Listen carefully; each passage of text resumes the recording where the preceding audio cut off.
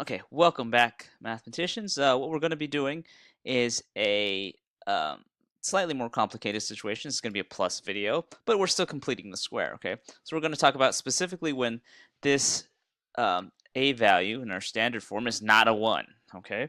What do we do about that? It's not going to be that big of a deal. And I'm actually going to teach you a different way of thinking about completing the square, which might be easier for some of you, depending on your algebra skills, okay? So let's jump right into it. First thing I want to do is just like last time, right? So I'm going to say y is equal to 2x squared minus 12x plus a blank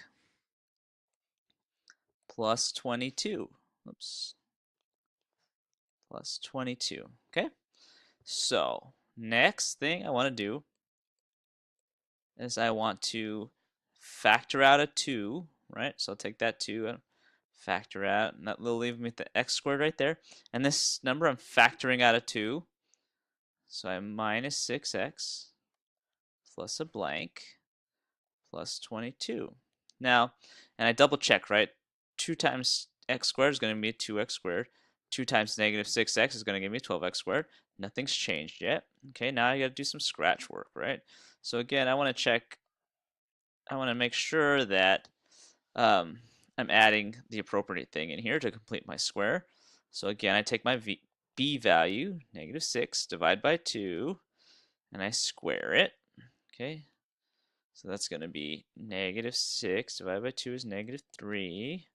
I'm squaring that, and the reason I'm writing that out is because I'll need it later, right? So that's 9. All right, so that's our scratch work. That's done. It's good. Um, so I want to add a 9 in here. Okay, but it's tricky because I'm not just adding a 9, right? I'm actually adding a 9 times 2, right? 9 times 2 is going to give me an 18. So I got to add, instead of subtracting an 18 on this side, I'll go ahead and add an 18 to both sides, right? I'm adding an 18 here. I'm adding an 18 here. It looks like a 9, but actually, when I distribute the 2, it's going to be an 18. All right?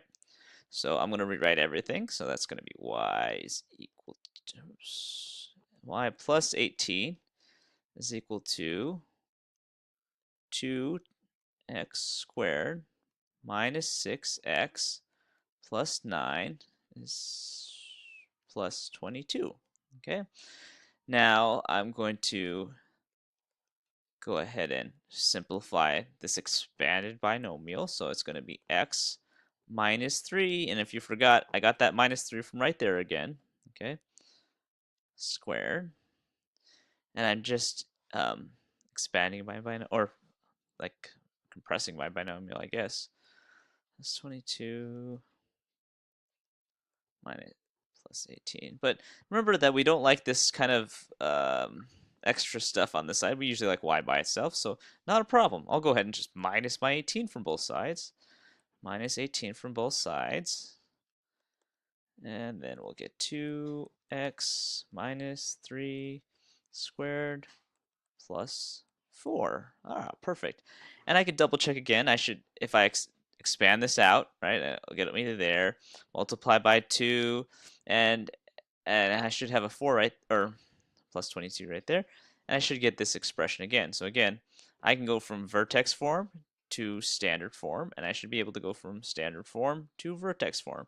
And that's why this is so useful. So this is going to, if we look at our transformation, it's going to be 3 to the right, 4 up, and it's going to, this factor of 2 is going to make the parabola just a little bit thinner than normal.